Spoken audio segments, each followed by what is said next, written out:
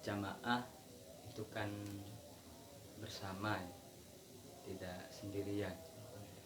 Kalau sendirian itu namanya jomblo.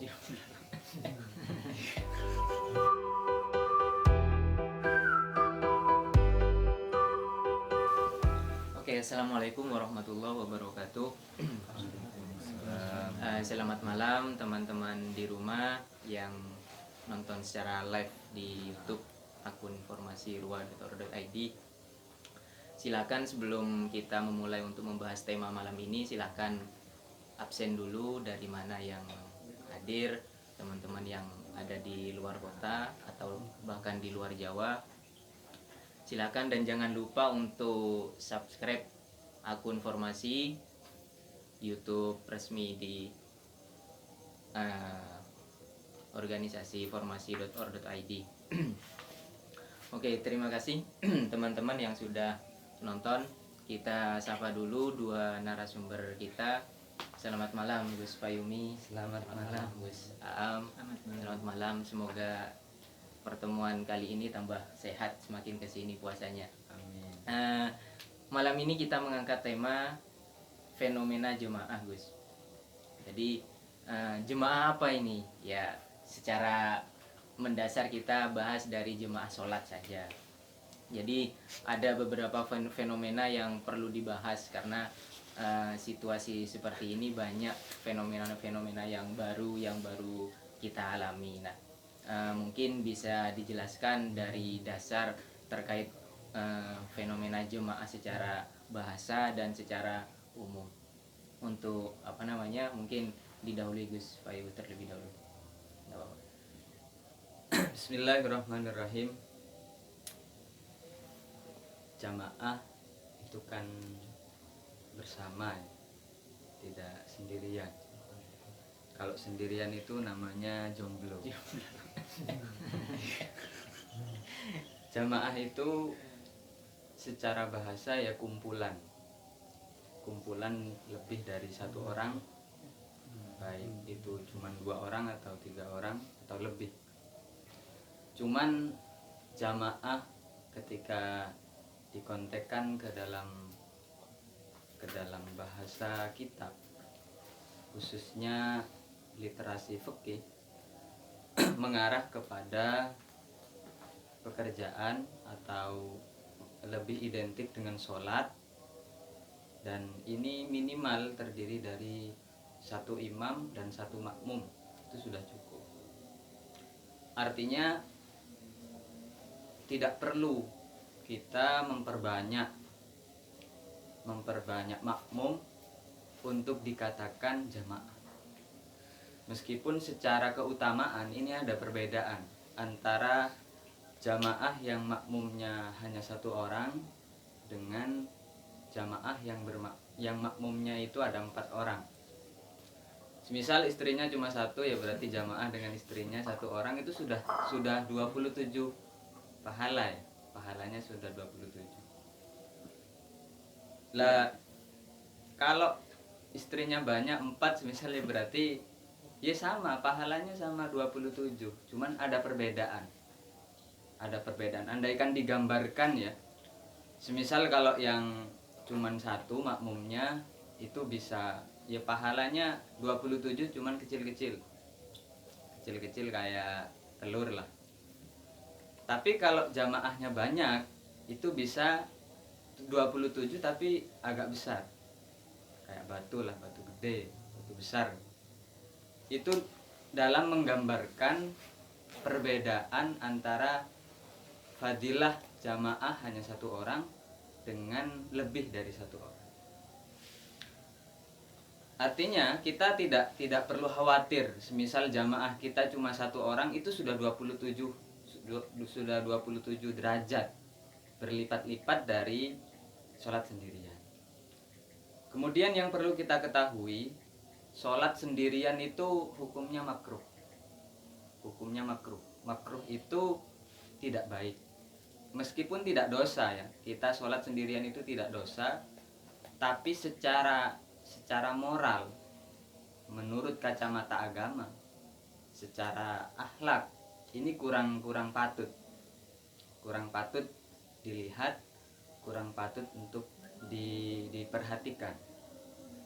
Sehingga kita mencari jamaah, mencari makmum dengan sholat berjamaah ini fadilahnya sangat besar.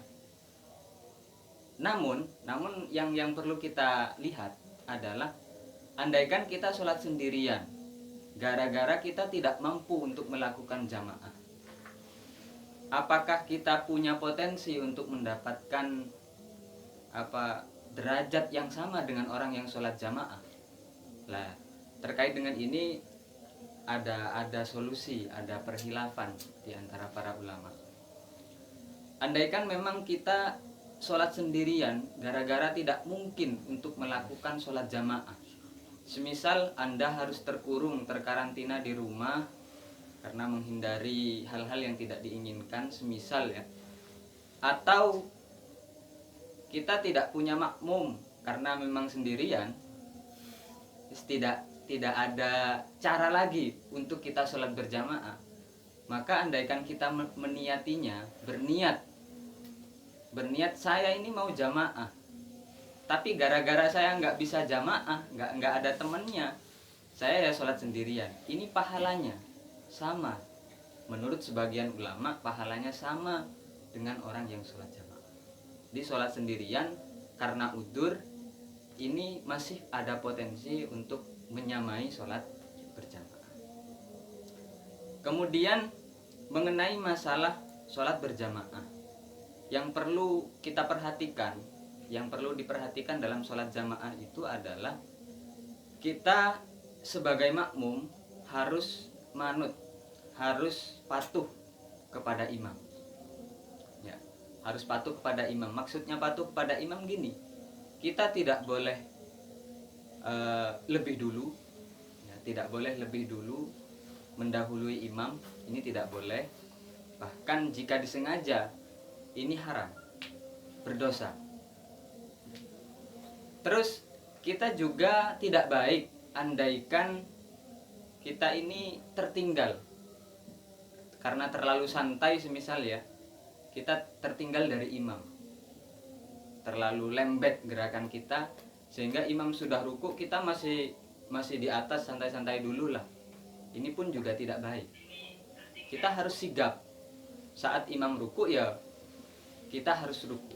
Cuman seperti ini, di dalam literasi fikih itu kita juga tidak baik andaikan bergerak sama dengan imam. Muqaronah kalau dalam bahasa Arabnya itu kita bergerak bareng. Ini pun juga tidak baik, bisa mengurangi fadilah jamaah. Semisal imam ruku, kita langsung ruku bareng, itu pun tidak baik sebenarnya. Lah, cara yang paling baik bagaimana? Yang paling baik itu kita tunggu sampai imam betul-betul berpindah dari satu rukun. Semisal kita dalam keadaan berdiri membaca Fatihah, selesai membaca Fatihah, terus imam ruku.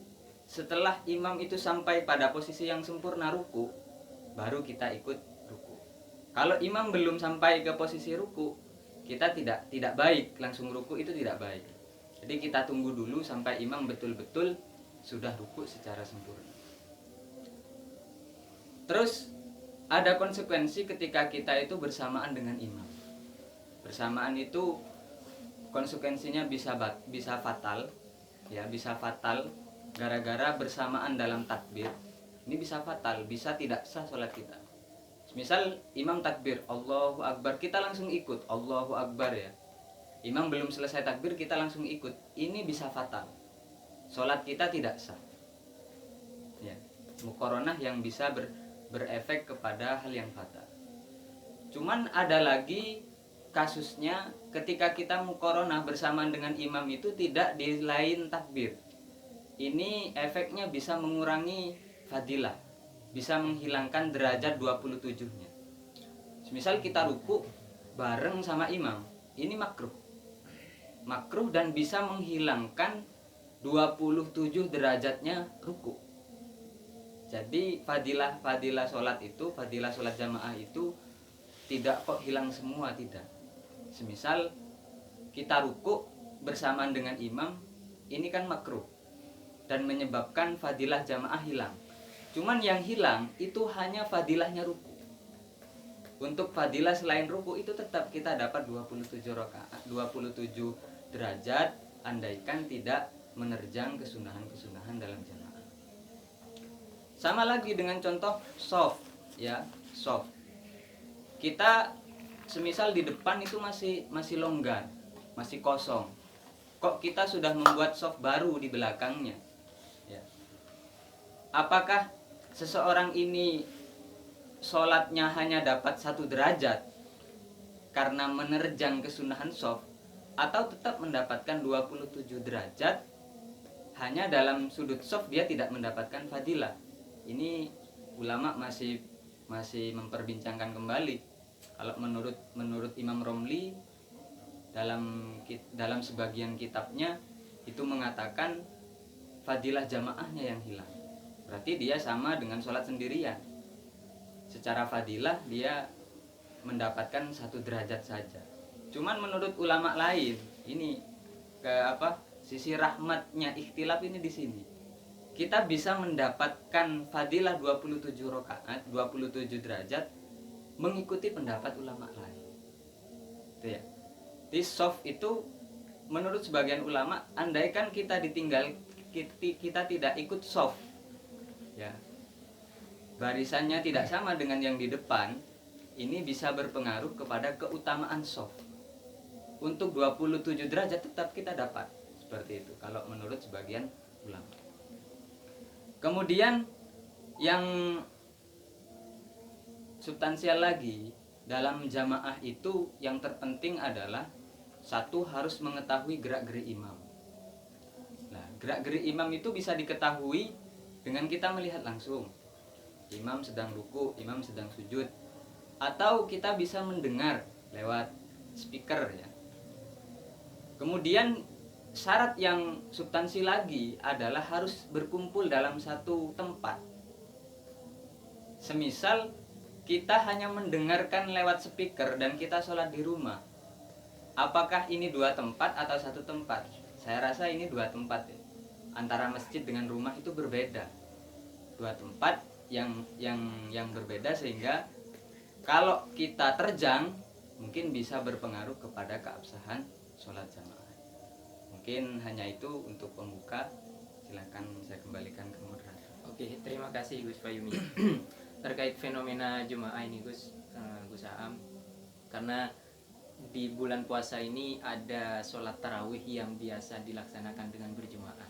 Nah, sekarang karena situasinya seperti ini, makanya ada anjuran dari pemerintah untuk tidak melaksanakan dalam berjemaah di masjid. Nah, itu yang menjadi latar belakang pengangkatan tema fenomena jemaah. Jadi apakah ada hal-hal yang mempengaruhi terkait jemaah, fenomena jemaah yang sebelumnya dilakukan di masjid, terus sekarang sama pemerintah dianjurkan malah di rumah saja? Silakan. Ya. Untuk yang pertama, saya ingin mengomentari tentang soft dalam sholat itu, ya. Sebagaimana tadi telah dijelaskan, memang ketika infirad, ketika sholatnya itu tidak mengikuti barisan soft yang sebagaimana mestinya, itu ada perhilafan di antara ulama, antara Imam Romli dan yang lain, gitu ya. Namun saya rasa semisal seperti dalam masa pandemi saat ini, ada sebagian kasus yang mana dalam sholat itu karena khawatir terjangkit penyakit virus, akhirnya mereka merenggangkan soft demi menjaga kesehatannya. Memang kalau kita lihat dari hukum asalnya seperti tadi yang telah disebutkan, itu khilaf.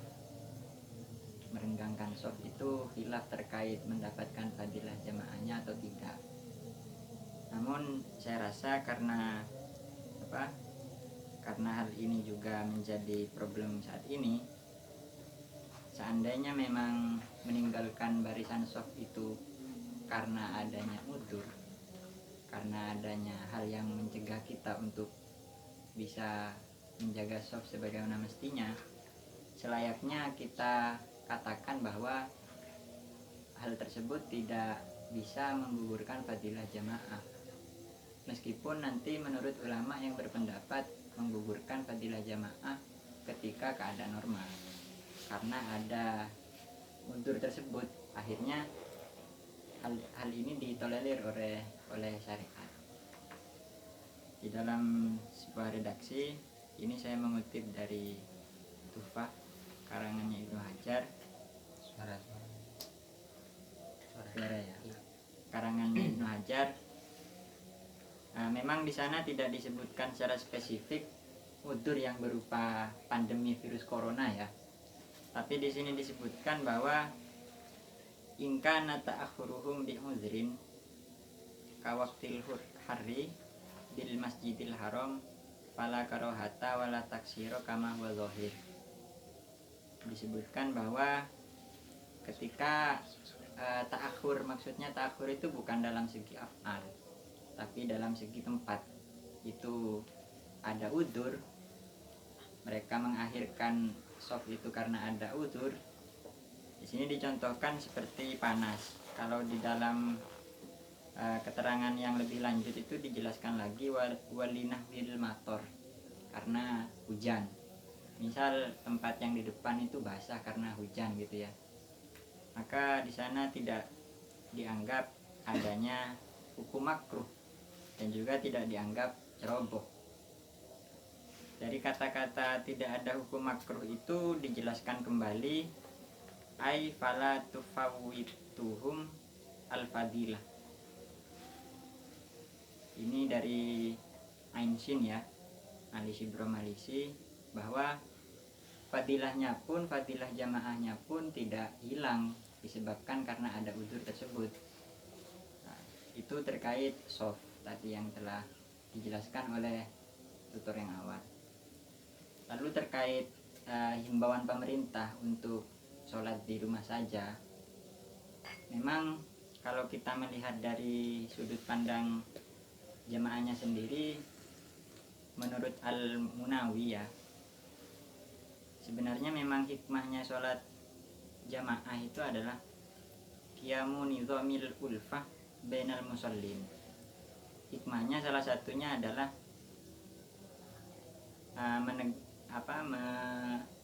membangunkan kasih sayang di antara para orang yang sholat, supaya ketika sholat itu kan nanti kita saling bertatap muka dengan tetangga, dengan teman, dengan sanak keluarga, akhirnya terjalin kasih sayang di sana. Namun menanggapi adanya virus corona ini, seandainya ketika berkumpul di masjid itu justru akan menimbulkan pertikaian, apa justru tidak sebaliknya? Artinya hikmah ini pun menjadi tidak berarti andaikan memang dikatakan demikian. Untuk himbauan pemerintah tersebut sebenarnya sudah sesuai dengan salah satu kasus di mana dulu kan pernah terjadi wabah taun itu ya. Bahkan di sana banyak ulama yang berfatwa ketika ada seseorang yang sudah terjangkit taun, maka bagi yang lain itu diperbolehkan, bahkan harus mencegah dirinya untuk datang pada jamaah. Dan hukum bagi pemerintah pun juga demikian. Justru pemerintah itu nggak ada hukum boleh-bolehan, langsung wajib mencegah mereka untuk sholat di jamaahnya itu, agar tidak menyebar penyakitnya semacam itu. Sehingga menurut hemat kami, anjuran pemerintah itu memang sudah semestinya dan layak untuk dipatuhi. Oke, terima kasih Gus. Kembali ke Gus Fahmi. Iya, silakan kopinya sambil diminum Gus, biar lebih relax ya. Sebelum ke Gus Fayumi, teman-teman di rumah jangan lupa subscribe channel YouTube resmi Formasi Rua.or.id, dan jangan lupa juga pertanyaan silahkan di komentari di kolom komentar di Instagram Formasi Rua. Kembali ke tema Gus, terkait fenomena jemaah ini. Jemaah ini kalau dibahas yang secara detail, karena rata-rata kita akan menjadi makmum.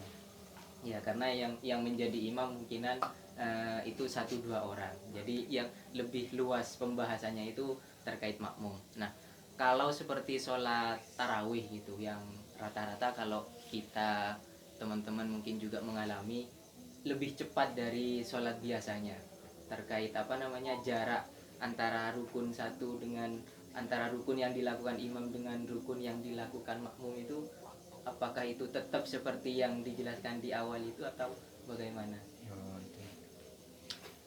Begini, kalau masalah imam yang terlalu cepat itu ya, sebenarnya kita kan memang kesulitan saat imamnya terlalu cepat. Nah, maka yang perlu kita perhatikan adalah kita mudah untuk tidak mendahului imam. Mudah kita tidak mendahului imam, itu sangat mudah. Cuman ketika kita tertinggal dari imam, ini kan bahasanya ya, hukumnya kan makruh ya, kita lambat itu makruh. Cuman kemakruhan itu di saat tidak ada udzur. Semisal kita membaca Fatihah belum selesai, terus imam sudah ruku, kita boleh menyelesaikan dulu bacaan Fatihah sampai selesai. Ya bahkan wajib ya, wajib kita menyelesaikan bacaan kita sampai selesai, selama belum sampai terlewat 2 rukun tawil, 2 rukun yang panjang. Rukun tawil itu adalah pertama sujud ya, pertama ruku yang dihitung rukun tawil itu ruku, i'tidal tidak dihitung, dan sujud ya, dan sujud. Ketika sudah lebih dari 2 rukun tawil, maka kita harus langsung ikut ke imam, semisal kita masih baca Fatihah, tapi imam sudah hendak bangun, hendak melakukan sujud kedua, berarti kan sudah rukun ketiga, rukun tawil yang ketiga.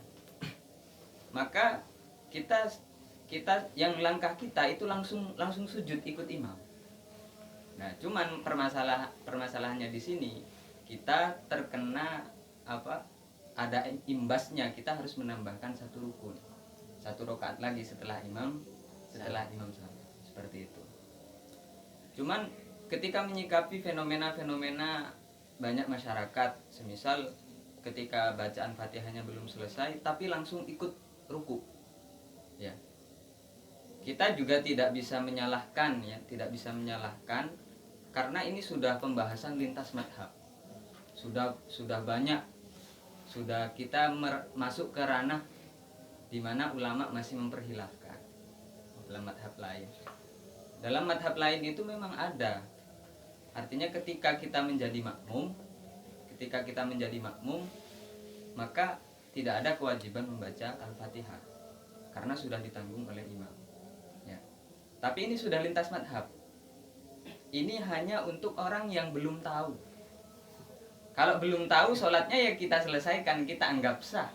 Sholatnya orang-orang yang tidak tahu itu, ketika baca Fatihah belum selesai kok langsung ruku, itu kaitannya mereka kan tidak tahu.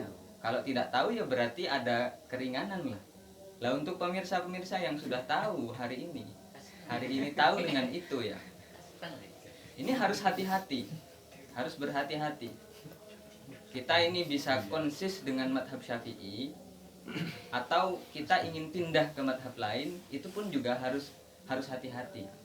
Kalau memang harus pindah ke madhab lain sebenarnya nggak masalah, cuman ini jangan sampai kita jadikan bahan permainan kan, seperti itu ya. Ketika memang sudah mepet, sudah terdesak, kita nggak apa-apa lah ikut madhab lain, langsung ikut rukuk dengan imam dan sujud, seperti itu. Kalau menyikapi fenomena yang terjadi hari ini. Terus kan kadang kita juga karena menghindari imam itu kita kalah cepat dengan imam, biasanya ada juga yang langsung baca Fatihah. Ketika imam baca Fatihah, kita langsung ikut baca Fatihah. Ya. Sebenarnya itu tidak dosa ya, tidak dosa. Cuman itu termasuk hal yang kurang baik. Muqaronah dengan imam meskipun dalam rukun qauli itu pun juga kurang baik. Bisa mengurangi fadilah jamaah. Seperti itu. Cuman ketika itu antisipasi kita tertinggal rukun, ya ketertinggalan rukun kayak tadi, saya rasa nggak masalah.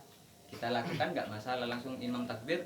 Karena semisal kita duga ya, nanti imam ini cuma baca Yasin, ya itu nggak usah dipermasalahkan. Semisal setelah baca waladhdallin terus Bismillahirrahmanirrahim Yasin Allahu Akbar, itu tidak perlu kita masalahkan sebenarnya. Itu kaitannya dengan afdoliyah, keutamaan ya. Itu mungkin bisa apa, kurang afdol seperti itu saja sebenarnya. Cuman untuk masalah keabsahan ya nggak masalah seperti itu. Kita karena menghindari tertinggal rukun, kita langsung baca Fatihah semisal, ya nggak masalah sebenarnya.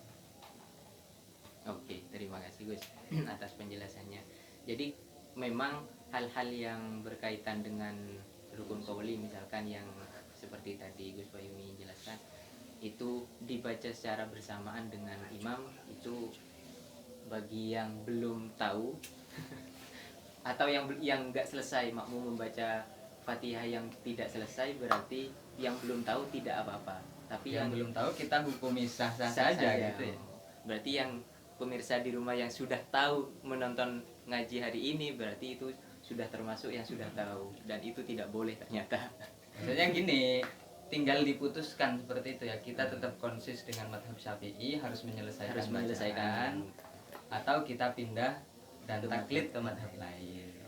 Jadi kalau kita mau langsung ruku, ya taklid madhab lain dulu, kita ikut madhab lain gitu maksudnya. Oke, terima kasih Gus. Nah, kembali ke Gus Aam terkait fenomena jemaah. Jadi ada hal-hal baru yang misalkan seperti di jemaah sholat tarawih itu kecepatannya tidak seperti sholat biasanya, Gus. Jadi bagaimana mengantisipasi makmum itu kan tidak rata semua, misalkan masih muda semua. Kalau kecepatannya seperti itu kemungkinan bisa dikejar, makmum bisa mengejar. Tapi bagaimana mengantisipasi imam mengantisipasi makmum yang sudah sepuh misalkan, seperti itu gimana? Iya. Tadi seperti yang dijelaskan itu kan ketika tertinggal dari imam disebabkan oleh udzur, itu kan ketentuannya nanti berbeda ketika tertinggal tanpa udzur macam itu. Salah satu daripada udzur tersebut yang disebutkan di dalam berbagai literatur itu kan adalah but'ul qiraah, yakni bacaan si makmum itu sangat lambat. Memang karena lambat, bukan karena dibuat-buat lambat. Maka ketentuannya seperti tadi yang disebutkan itu tidak boleh melebihi dari dua rukun tawil ya, tidak boleh sampai 3 berarti. Jadi kalau semisal si makmum itu dalam keadaan berdiri masih sibuk membaca Fatihah, dan si imam itu sudah ruku bahkan sampai itidal, karena memang dia lemot baca Fatihahnya dan dia bukan sebagai makmum masbuk, maka dia diperbolehkan untuk terus menyempurnakan Fatihahnya. Justru itu merupakan keharusan karena dia bukan makmum masbuk, kecuali dia makmum masbuk. Maka kalau makmum masbuk, meskipun dia belum sempurna membaca Fatihah, yang penting sebelumnya itu dia sudah baca Fatihah gitu ya, tidak mengawali dengan kesunahan berupa iftitah, langsung baca Fatihah, masih dapat pertengahan lalu kemudian imam itu ruku, dia harus cepat-cepat mutabaah ikut terhadap imam tersebut kalau dia merupakan makmum yang masbuk semacam itu. Jadi kalau menanggapi fenomena imam yang terlalu cepat itu ya, terlalu cepat bagi orang-orang yang memang tidak bisa mengikuti gerakannya, entah itu karena faktor bacaannya tadi itu atau karena faktor fisiknya yang tidak bisa cepat bergerak, maka saya rasa ada keringanan di sana, ada keringanan untuk terus sholat meskipun tertinggal beberapa rukun semacam itu. Jadi tidak masalah sebenarnya bagi orang-orang yang memang terkendala secara fisik ataupun bacaannya itu. Oke, terima kasih Gus. Baik teman-teman yang di rumah, kita akan membacakan pertanyaan-pertanyaan yang sudah teman-teman komentari di kolom komentar Instagram ya. Ini pertama dari Sayyidatus Solihah ke Gus Fayumi dulu. Ini pertanyaannya, bagaimana hukumnya sholat berjemaah berjarak antisipasi corona. Jadi mungkin tadi sudah secara garis besar sudah ada penjelasan sedikit, mungkin ini lebih perincinya. Jadi berjarak entah itu 1 meter atau 2 meter. Pertama gini, masalah jarak dalam shop itu tidak berpengaruh ke keabsahan jamaah. Jangan menjadi kekhawatiran. Yang perlu kita ketahui, kita tanamkan dalam hati kita, urusan soft itu kesunahan. Berarti kita mengejar sesuatu yang ideal ya. Tidak sampai batal jamaahnya, tidak seperti itu. Terus kemudian yang kedua, konsekuensi dari soft yang tidak rapat atau longgar, itu konsekuensinya adalah kemakruhan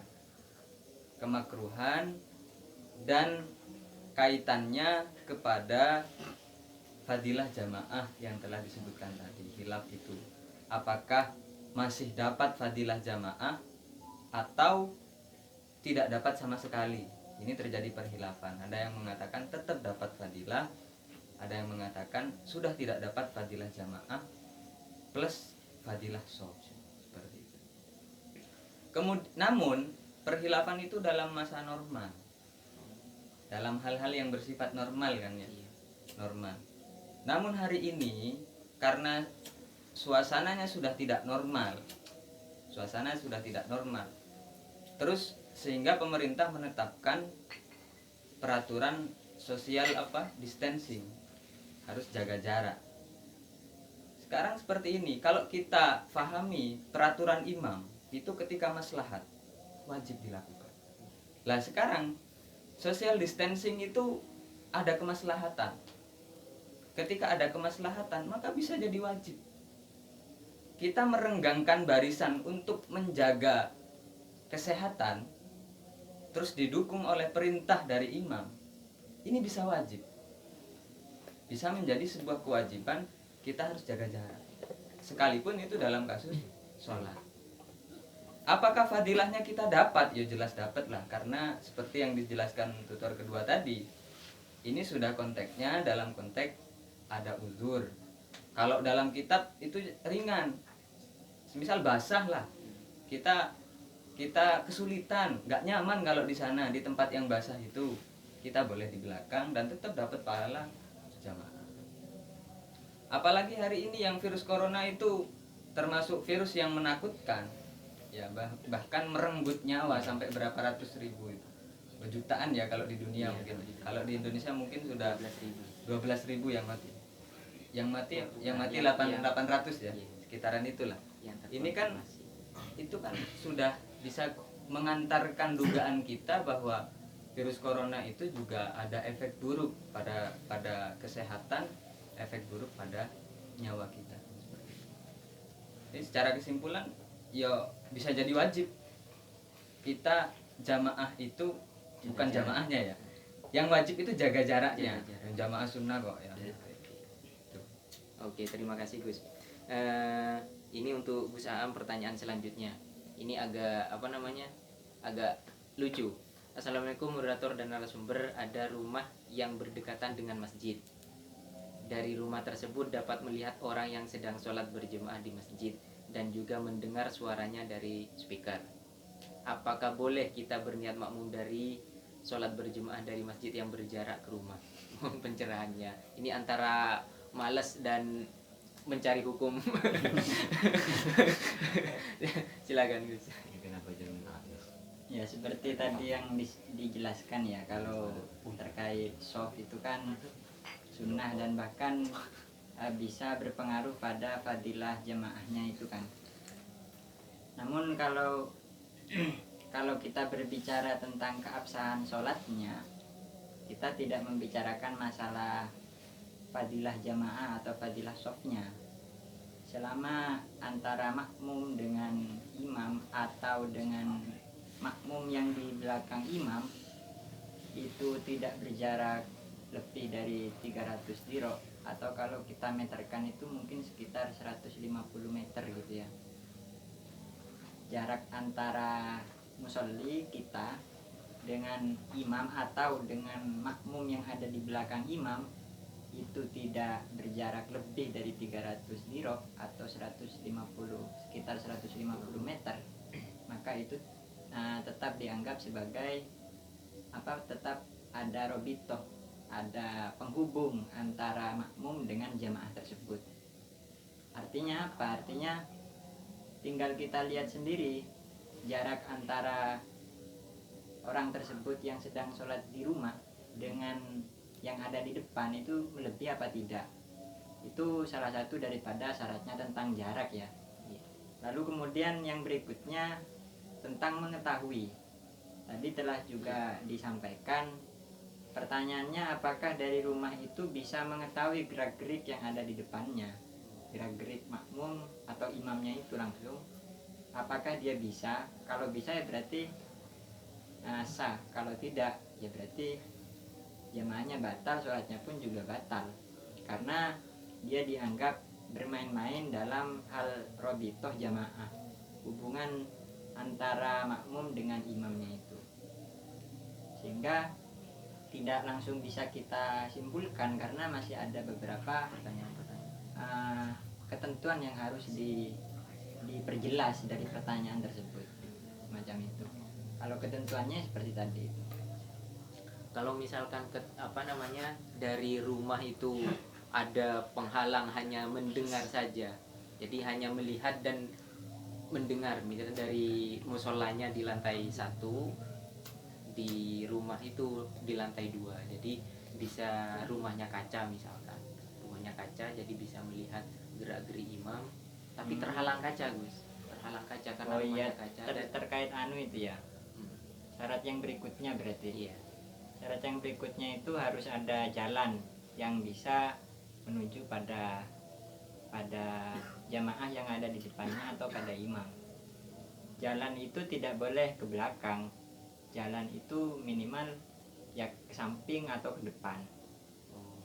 Kecuali Anda berada di dalam masjid, karena masjid itu memang disediakan untuk tempat sholat, jadi meskipun jalannya itu ke belakang, seperti contohnya di sebagian tempat itu kan masjid yang berlantai 2, namun tangga untuk menuju kepada imam itu berada di belakang makmum, maka itu tidak dipermasalahkan karena itu termasuk khususiyah masjid. Namun kalau berada di dua tempat seperti tadi yang disebutkan, atau berada di satu tempat tapi untuk menuju pada imam itu tidak bisa kecuali melewati jalur belakang, maka itu tidak sah. Jadi harus tetap berjalan, ada jalan yang menuju tempat sholat berjemaah itu ya, tidak ada penghalang. Dan jalannya itu pun harus memang mudah untuk dilalui. Misal jalannya itu sulit ya, bisa sampai ke sana dengan melewati tali, kita bergantung pada tali seperti Tarsan itu ya. Itu nggak bisa. Atau kita bisa ke sana tapi dengan cara melompat, seperti di jendela itu ya. Jendela itu kan biasanya agak tinggi dari lantai, jadi ketika kita mau menuju ke sana kita harus melompat dulu, itu tidak diperbolehkan. Yang penting mudah menuju ke sana itu sudah bisa dianggap jamaahnya itu memiliki hubungan dengan yang di depan. Berarti jalan yang dimaksud jalan itu benar-benar jalan, bukan hanya sekedar ruang kosong yang Misalkan kalau seperti di permisalan yang di awal, dari lantai 2 misalkan tidak ada tangga, berarti nggak bisa ya? Nggak bisa. Nggak bisa. Oke, kita lanjut ke pertanyaan selanjutnya, Gus. Nanyamin bagaimana sholat berjemaah tidak mempunyai soft, karena soft yang pertama sudah penuh, jadi ini sendirian, Gus. Jomblo ini, Gus. Gimana, Gus Fahmi? Ini sendirian di soft kedua atau di soft berikutnya yang sendirian tidak memiliki teman, ini bagaimana? Gini masalah soft itu ya. Kalau soft yang di depan itu sudah penuh, maka dilihat dulu jenisnya, jenis kelaminnya sama atau beda. Kalau yang penuh itu ternyata soft laki-laki dan yang datang itu ternyata perempuan, maka ya buat soft sendirilah di belakang, meskipun sendirian nggak apa-apa, dan tetap dianggap orang yang tidak menerjang etika soft. Namun jika orangnya itu sudah dalam keadaan satu jenis kelamin, itu pun sama. Ketika soft yang di depan sudah penuh, ya sama, membuat soft di belakangnya. Hanya anjurannya, ada anjuran lagi di sana. Anjurannya apa? Anjurannya dia sebagai makmum itu narik orang yang di depannya untuk menjadi teman. Ya, narik itu kan ngelangkah ke belakang ya. Berarti melangkahnya jangan sampai tiga gerakan, itu saja mudah. Lah, sebagai teman yang ditarik, sunnahnya mundur. Sekalipun dia ada di soft awal, di soft depan, sunnahnya mundur. Kenapa? Karena dia dapat 2 pahala. Pahalanya apa? Pahala soft, ya, membuat soft baru, soft yang sesuai dengan etika. Yang kedua, dia dapat fadilah ta'awun, membantu orang lain agar tidak sendirian. Maksudnya softnya dengar gitu ya. Nah itu, kita sebagai orang yang ditarik ya harus ngerti, atau kita tidak perlu ditarik lah, peka gitu ya. Karena di belakang sendirian kita sudah peka, kita temani mundur ke belakang, itu pun juga sangat baik. Ya, kalau masalah soft di depan sudah rapat, kita boleh buat soft baru, terus kita ngajak teman yang di depan untuk mundur. Oke, berarti apa namanya, bagi yang menemani yang baru datang itu keutamaannya 2 kali justru gitu ya. Maksudnya dapat pahala 2 kali, Iya, kesempurnaan soft. Kalau tahu. Yang ditarik itu kalau tahu gitu ya. Kalau nggak tahu malah dia nanti membatalkan sholat, marah-marah pada yang hari kamu itu ngapain gitu kan, itu justru nggak dianjurkan gitu. Jadi memang harus mengetahui syarat dan ketentuan bermakmum, Gus ya. Iya. Intinya Berarti yang ditarik itu nggak orang sembarangan. iya, harus orang yang paham juga. Oke. Tahu bahwa jamaah itu sangat disunahkan, sunnah muakkadah. Bahkan dari sebagian ulama itu semuanya itu hampir sepakat bahwa jamaah itu wajib hukumnya. Bahkan ada yang masukkannya dalam rukun gitu ya, rukun sholat.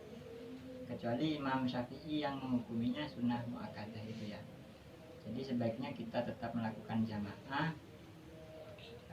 meskipun ada berbagai banyak rintangan, namun tidak menutup kemungkinan rintangan itu menjadi rukhsah atau kemurahan kita untuk tidak berjamaah atau berjamaah dengan mode bentuk yang lain gitu ya. Jadi pada prinsipnya itu sebagaimana yang sering saya ungkapkan, al-maisur la yasqutu bil mahsur. Sesuatu yang mudah tidak lantas kemudian menjadi gugur secara totalitas disebabkan oleh perkara yang menyulitkan, semacam itu. Oke, terima kasih Gus.